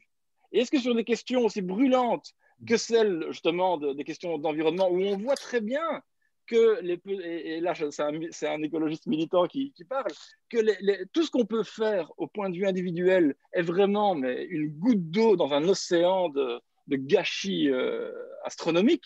Est-ce que justement défendre l'idée d'une action collective, hein, et de normes collectives en disant en fait nous, cette planète, c'est quelque chose qu'on a reçu en dépôt, on doit en prendre soin, et donc ça finit. Votre saucisson, vos abattoirs, c'est fini maintenant parce qu'on l'a décidé collectivement que c'était ça notre norme et que ça représentait notre éthique collective. Est-ce que justement, il n'y a pas quelque chose qui là est la force même de l'islam, que le fait de le diluer dans de l'individuel et dans de l'éthique du consommateur individuel, en fait, non. Là, on donne en fait tout le levier au lobby industriel, aux gens qui, de fait, marquent la norme de l'époque. Et donc, je pense que ça, c'est une question vraiment, vraiment importante. Ouais. Merci, merci Craig. Alors, il y a du lourd là-dedans. Je vais essayer de. Alors, je pense qu'effectivement, tu as tourné autour, on va dire, finalement de la même question. C'est l'islam est-il subversif ou pas, en fait. Je crois que l'ensemble de tes questions tournent autour de cela. C'est mieux dire, oui. Ouais, je dirais que c'est un petit peu, un petit peu l'axe.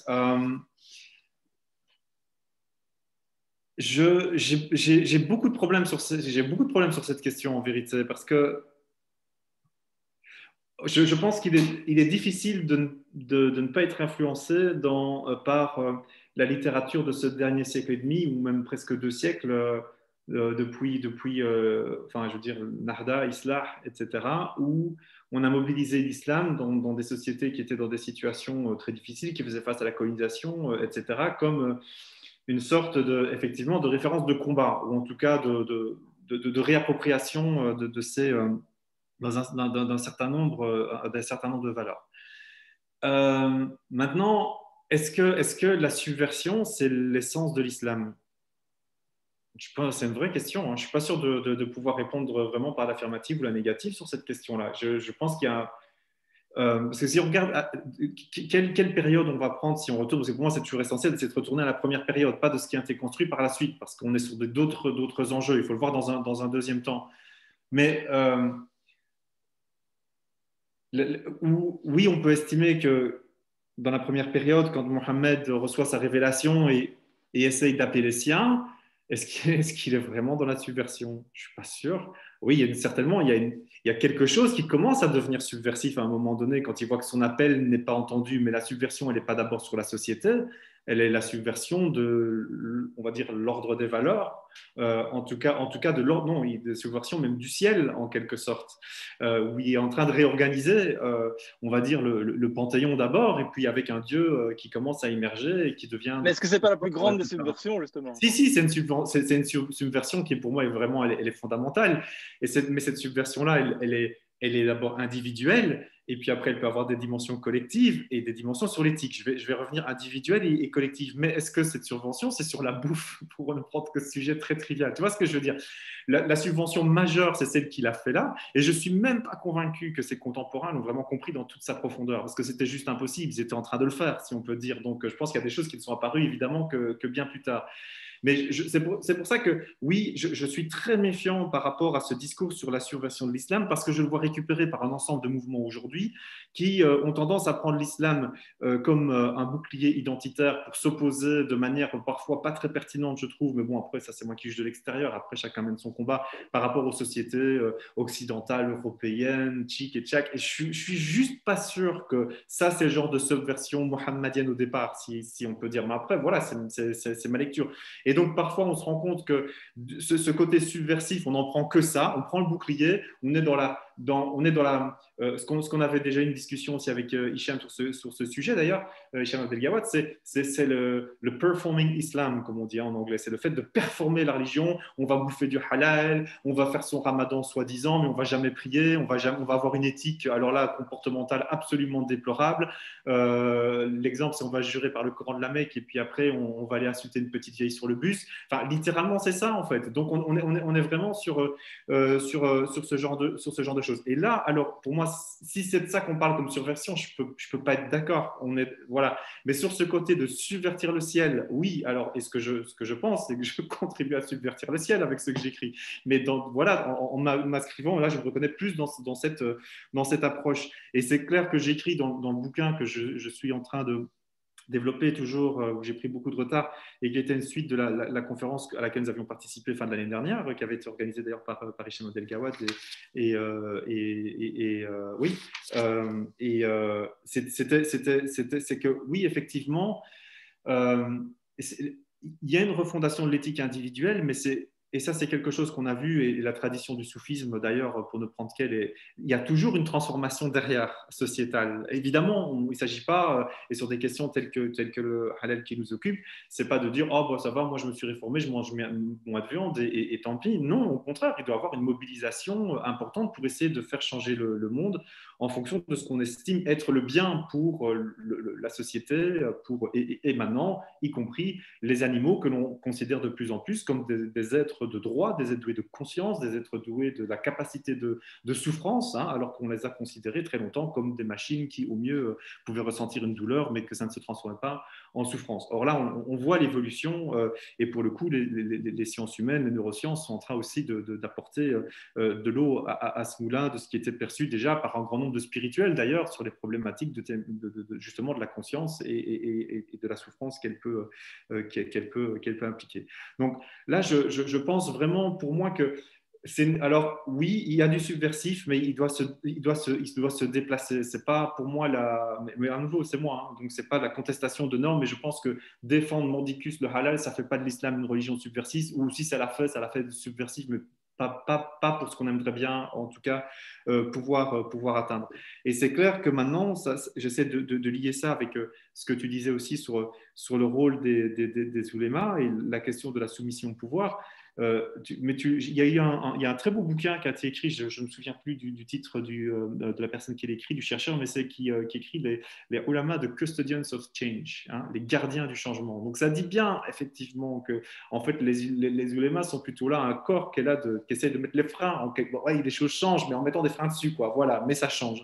Donc ça, c'est une première chose. Et oui, comme tu dis, au travers de l'histoire, on les a vus, ils ont toujours été en lien avec le pouvoir, les ulémas, parce que souvent ils étaient, et particulièrement à l'époque, la dernière époque abbasside et ottomane pour un coup, on avait les armées, ou les mamelouks, pour ne prendre que ces exemples-là, les armées des personnels politiques militaires qui sont tout le temps renouvelés, et les oulémas sont les gens du cru qui vont avoir cette négociation avec les militaires. Donc, pour lesquels les militaires vont crier les madrasas, les rankas, des mosquées avec des grosses charges, etc.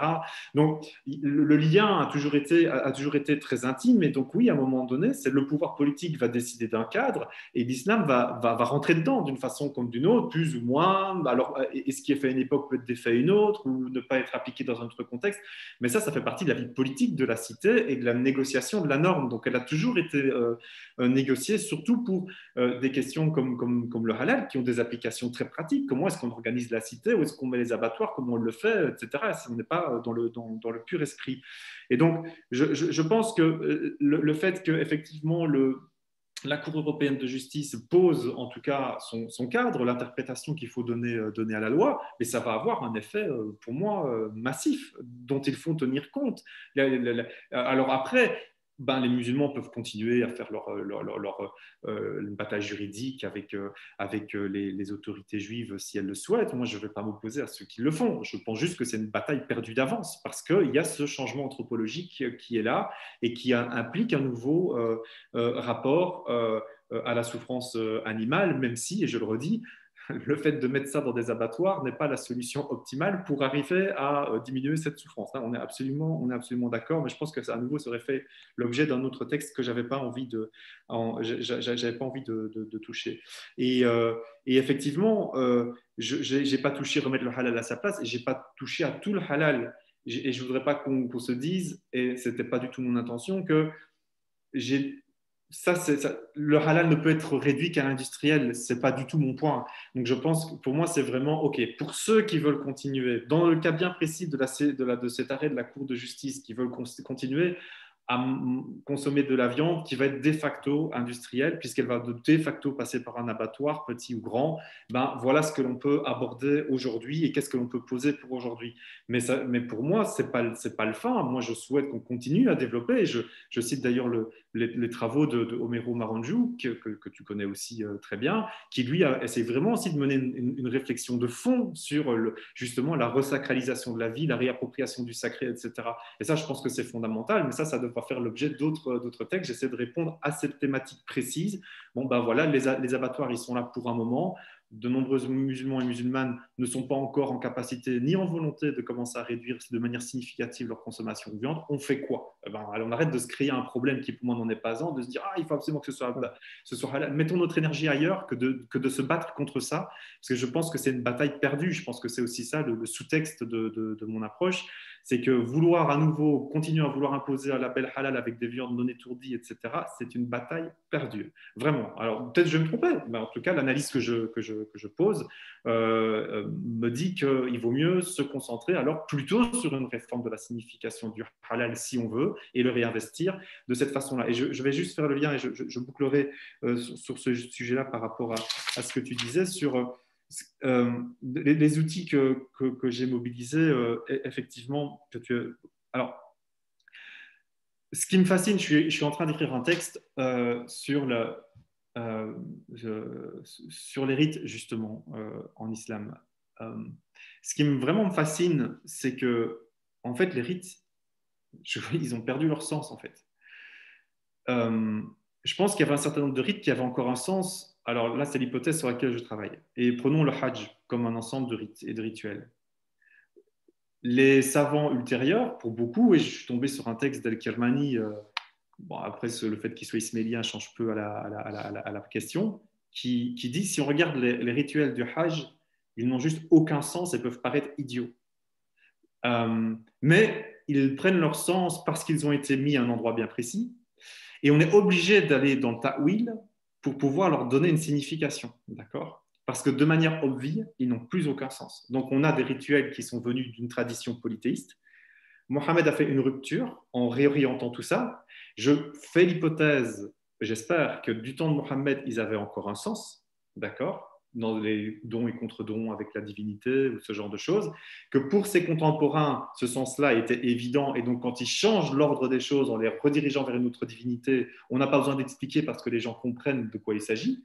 Mais à partir du moment où on va s'asseoir dans une tradition, où on va passer dans l'écrit et la tradition vivante va mourir, de ceux qui ont premier, en fait, n'ont plus de sens, d'accord? Et je pense que sur beaucoup de rituels, n'ont plus de sens parce qu'ils étaient juste, ils venaient d'ailleurs, ils ont été récupérés, transformés, etc. Et donc, je pense que par rapport à cet élément-là, et justement, on peut lier avec ça la question justement de l'abattage et de plein d'autres choses qui concernent l'islam aujourd'hui. Je veux dire, en tant que sachant, en tant que personnes qui ont essayé d'étudier, etc., et ben, en fait, il faut essayer qu'on essaie de retrouver la cohérence première qui a pu être celle de celle de Mohammed, où finalement ces rites avaient un sens même s'ils faisaient d'ailleurs. Ils en changent le destinataire quelque part, il peut en changer, en modifier la forme, mais voilà, cette cohérence me semblait très importante. Et aujourd'hui, on se retrouve finalement avec des rites que l'on fait machinalement, dont on est obligé finalement d'inventer de nouveaux sens, ou avec le ta'wil en l'occurrence.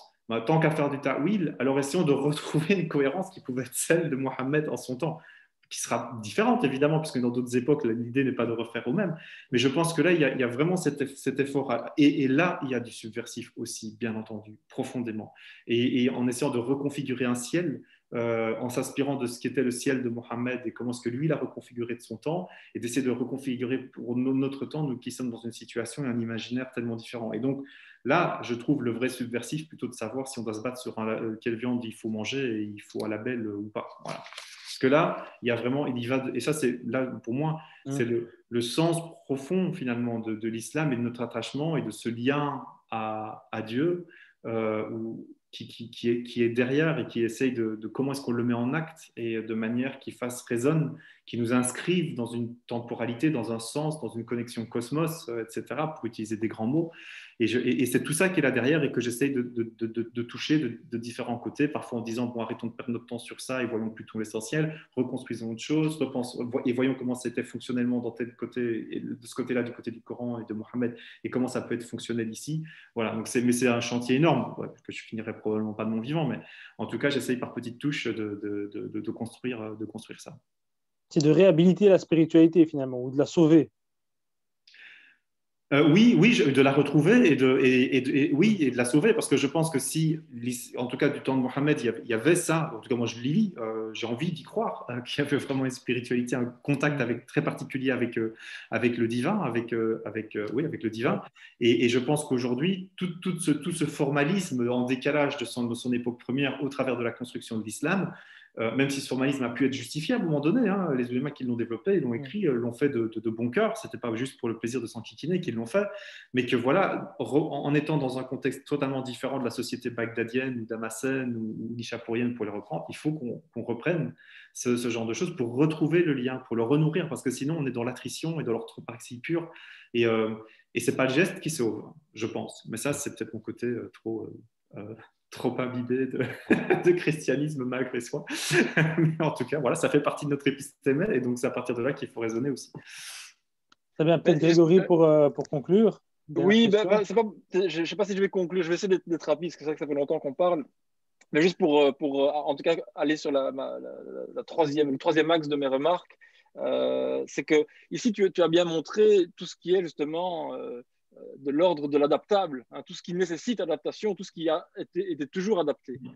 Mais voilà, comme on dit, pour adapter, il faut partir d'un centre qui est inadaptable et d'une perspective où, tu vois, mais en tout cas c'est ce qu'ont fait notamment tous les oulémas qui se sont adaptés à travers l'histoire, et que ce soit Soufiane el-Thawri ou Kamel Pachazadeh, quoi, tu vois, ou même au XXe siècle, Ben Achour ou des gens, n'importe quel savant de l'islam qui a proposé des adaptations à son époque, l'a toujours fait à partir d'une perspective qu'il considérait comme étant reliée, comme tu dis toi-même, à la geste mohammedienne ou à la perspective mohammedienne. Et justement, sur cette question, sur le cœur de la question, qui est celle d'un côté de la souffrance animale, mais ici, et c'est tout à fait quelque part absent, par exemple, totalement absent de la décision de la Cour de justice européenne, c'est qu'il y a souffrance animale d'un côté, mais il y a insouciance humaine de l'autre. Ce qui est cause de souffrance animale, c'est une éthique humaine, c'est un comportement humain.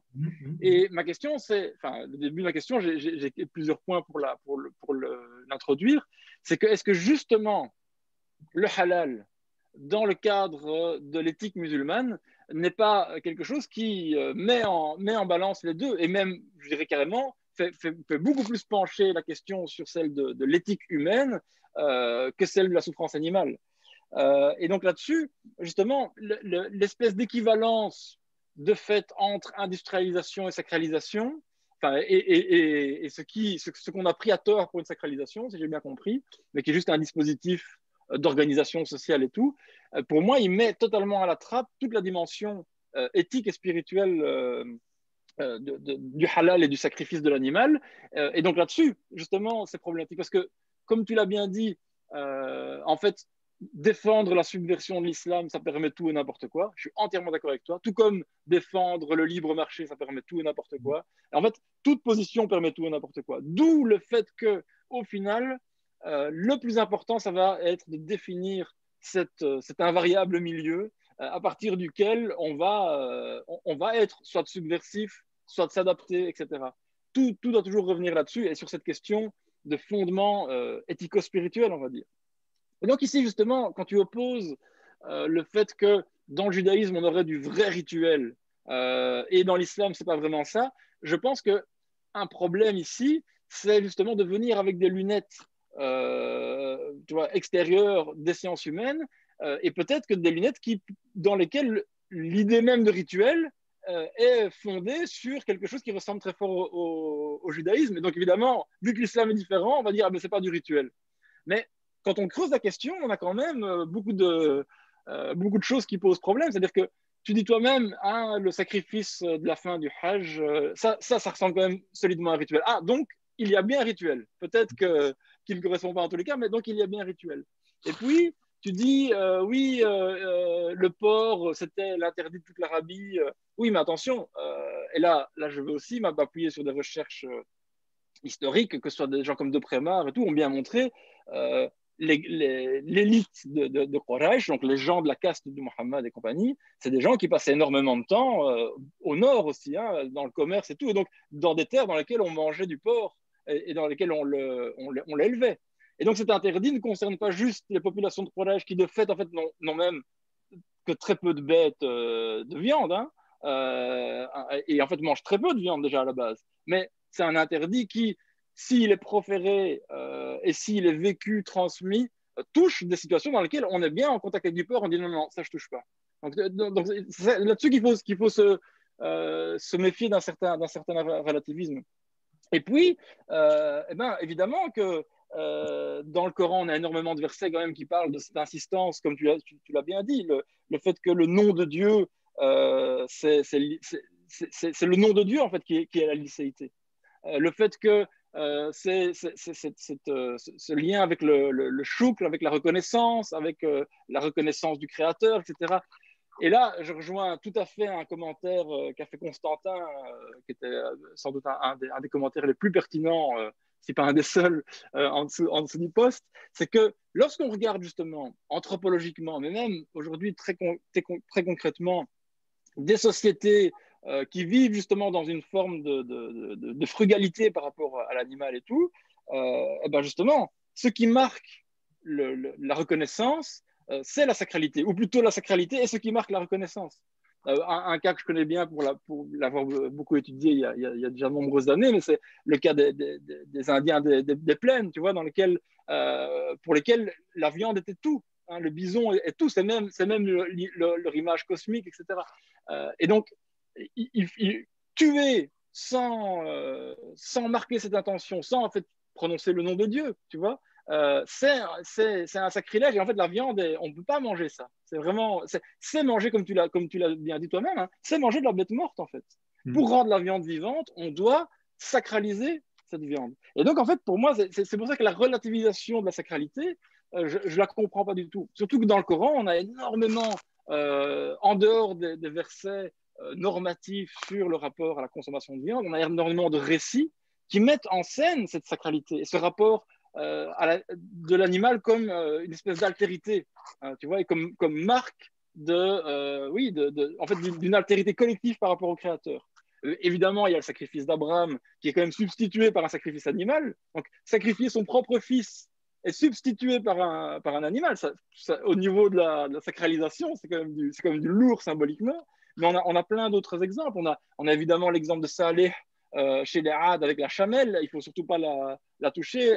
C'est la chamelle de Dieu. Elle est à Dieu, cette chamelle. Tu vois, on a moi, un exemple que j'adore, c'est celui de Ahl el-Kahf. Ils dorment 300 ans, ils ont une dalle pas possible. Et qu'est-ce qu'ils disent? Ils disent ah tiens, voilà de l'argent, va nous chercher aska ta'aman, va nous chercher la plus pure des nourritures. Ils nous disent pas vas-y tu vas dévaliser les boucheries et les boulangeries de la ville. Non, non, va nous trouver le truc le plus pur que tu trouves.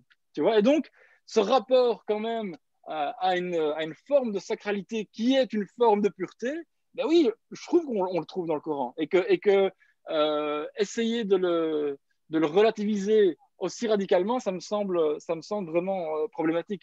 Et puis, si on revient justement sur des questions éthiques dans notre contexte et que le Coran nous dit de manger de la viande sur laquelle le nom de Dieu a été invoqué, de ne pas manger de viande sur laquelle le nom de Dieu n'a pas été invoqué, tu vois. Évidemment, on peut dire oui, mais ça c'est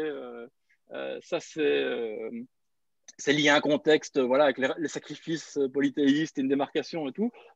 Oui, peut-être. On peut aussi faire, comme tu le disais, une forme de ta'wil et se dire, mais est-ce qu'il n'y a pas plus,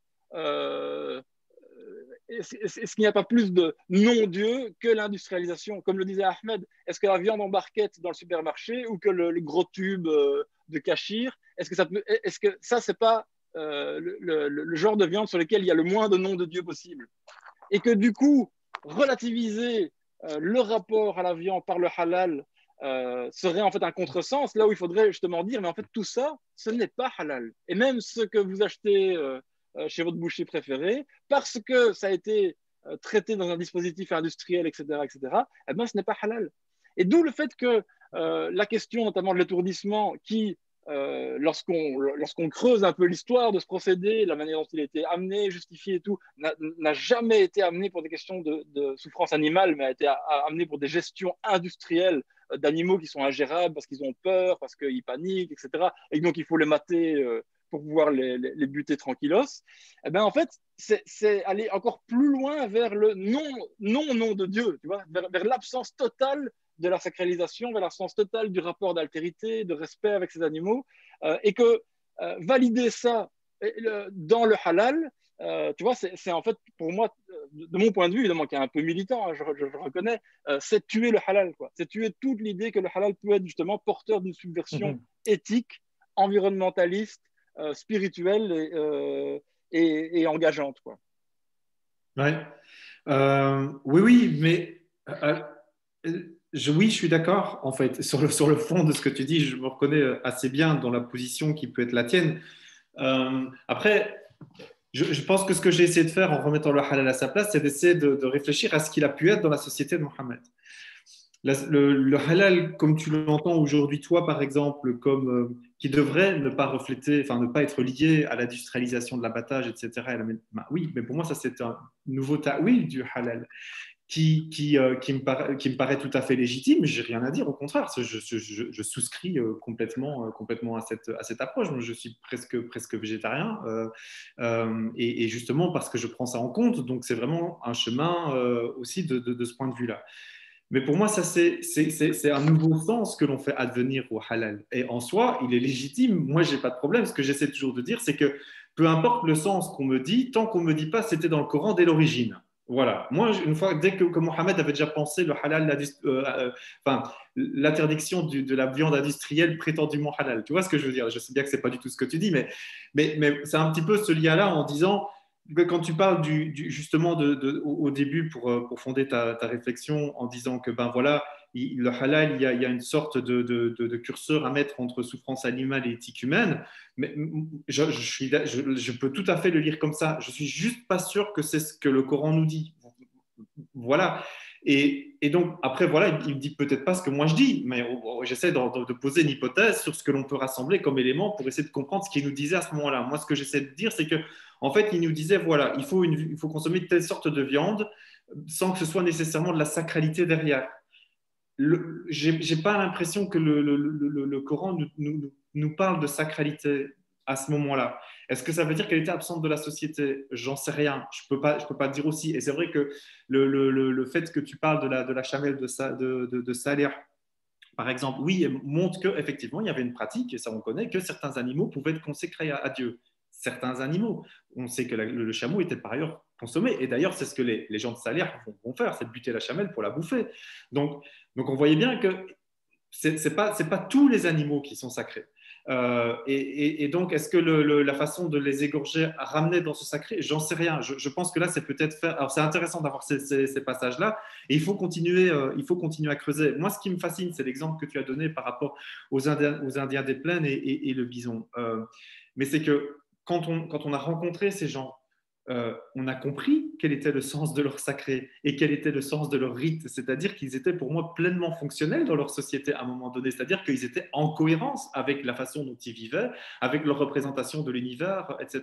Aujourd'hui, on est incapable de dire pourquoi. Le fait qu'on ait un débat sur quel était le sens du halal dans le Coran, ça montre qu'il y a une rupture. Et peut-être que la rupture était déjà là, je pense, sur la question du porc. Je mettrais, je vais ma main à couper, mais presque. Déjà dans la société de Mohammed, on ne savait déjà probablement plus pourquoi on ne mangeait pas de porc. Et le Coran revalide ça, d'accord? Mais pour ça, il n'a pas besoin de donner une justification parce que ça allait simplement de soi. C'est pas quelque chose de nouveau. Il confirme de la même façon que le talion. Il ne prend pas de position sur le sujet parce que c'était obligé le talion. En tout ça, c'est l'anarchie totale. C'est le système minimum dans une société tribale anarchique, dans un espace anarchique de cette nature. Donc, il dit pas c'est bien ou c'est bon. Il dit ben voilà, il faut ça. C'est OK, on valide. Voilà. Et donc, c'est là que j'ai vraiment un problème. Je vois bien et je sens et je m'inscris vraiment dans tous les enjeux que tu dis et ton approche militante. Et vraiment, je m'y retrouve. Euh, Après, la question, ce que tu poses, qui pour moi est vraiment. Donc, voilà, pour dire je suis absolument d'accord, il faut, et c'est ça que j'essaie de faire, c'est de donner un espace qui va pouvoir de recréer le halal que l'on veut. C'est-à-dire que si maintenant, à partir de dire, OK, on essaie de voir comment c'était du temps de Mohammed, arrêtez de me raconter vos conneries, excusez-moi d'être là, avec vos labels halal et en validant de la viande industrielle, etc., autant manger n'importe quelle viande. C'est grosso modo ce que je dis. Arrêtez de nous saouler en nous disant que ça, c'est tout le halal. Alors, à partir de moment, comment est-ce qu'on peut repenser un vrai halal profondément éthique, respectueux de la souffrance animale, etc. Là, je veux dire, la page est blanche. Alors, on peut faire un ta'wil, si je puis dire, une nouvelle interprétation et recréer ce lien avec, on va dire, un ordre cosmique, comme le faisaient les Indiens des plaines par rapport à leur bison, qui faisait que chaque bouchée, si je puis dire, qu'ils étaient en train de prendre de ce bison qu'ils avaient tué de manière halal pour eux, était purement significatif, contribuait au rythme de la vie, etc. Et pas la saucisse qu'on bouffe comme ça et qu'on ingurgite et qui nous apporte à peine quelques protéines, mais pas ce sens, ce sacré, ce lien que tu mentionnes et que je trouve qu'on devrait retrouver effectivement. Et en ce sens, je suis vraiment d'accord avec la remarque de Constantin, mais je suis juste pas sûr que ce sacré qu'on a envie d'y lire se trouve là, à ce moment-là, dans le Coran. Alors voilà, dans l'état des recherches, c'est du work in progress. Hein. Peut-être que d'ici 5 ans, on va trouver un autre texte qui va nous montrer que, ah ouais, ou des inscriptions épigraphiques qui vont nous dire, ok, c'était là. Eh ben ok, ben on reprend à nouveau et on relit. Alors comment est-ce que le halal pouvait être organisé dans cette société-là? Mais en tout cas, moi je pense qu'en mettant la page, on peut vraiment aller vers ce que toi tu proposes, de resacraliser le rapport au vivant. Et je pense qu'on en a vraiment besoin en fait, vraiment. Et c'est vrai que sur cette question, c'est là que de nouveau le problème épineux du statut du hadith, tu vois, entre en jeu parce que des hadiths qui nous montrent une façon de penser la sacralité de l'abattage, il y en a évidemment, et il y en a un paquet. Alors évidemment, on peut ne pas les prendre en compte parce qu'on a décidé d'avoir une approche radicale de l'héritage et donc fondée essentiellement ou uniquement sur le Coran. Mais voilà, sur ce genre de questions, ce serait quand même intéressant, notamment de dire, mais tiens, on a des hadiths, et alors de se poser la question, tu vois, de l'inversion de la charge de la preuve. Quel serait l'intérêt de fabriquer un tel hadith dans la société omeyyade ou abbasside, tu vois? Est-ce qu'il y en aurait? Mais je pense, de toute façon, mon approche serait de dire, factuel ou pas, à la rigueur, je m'en fous. Mais en tout cas, ça témoigne qu'à un moment donné, la question que tu poses, elle est là dans la société et qu'elle a traversé la société ou certains éléments de la société ou des communautés qui ont reçu le message mohammédien, si je puis dire. Et donc, pour moi, même ce hadith, si on voit, il apparaît au début du 8e siècle, par exemple, bah, c'est-à-dire, OK, c'est une question que se posent certaines personnes et qui soit constatent un manque de sacralité ou veulent lier leur pratique de sacralité, les remettre dans l'islam, etc. Et donc, oui, ça nous donne un matériel de la tradition, peut-être pas nécessairement du donné de Mohammed, de ce temps-là, mais en tout cas, qui montre que c'est une question qui traverse l'histoire. Et bon, après, moi, je peux faire je serais plutôt à penser de ceux, quelques-uns qui pensent que la sourate El-Kahf n'est peut-être pas tout à fait de l'origine la plus validée, mais en tout cas, le fait que tu le dises, ça veut dire que c'était une question qui travaillait les gens, en tout cas, qui ont rédigé le Coran. Ça, c'est évident. Donc, il faut. Ça, on ira dans un autre sujet, ça fera un autre sujet. En tout cas, on a bien compris les positions. Merci beaucoup, messieurs. Je pense qu'on a vraiment véritablement assisté à une hadra soufie de science en vous écoutant. Ça sera un bon poulet rôti maintenant, Michael. Voilà. Au pruneau avec les le tout. Bien, un grand merci, messieurs. Et bien, on se retrouve pour une prochaine émission sur le débat. Continue. Et merci de nous avoir permis de penser ensemble avec Greg. Et merci, c'était très, très riche.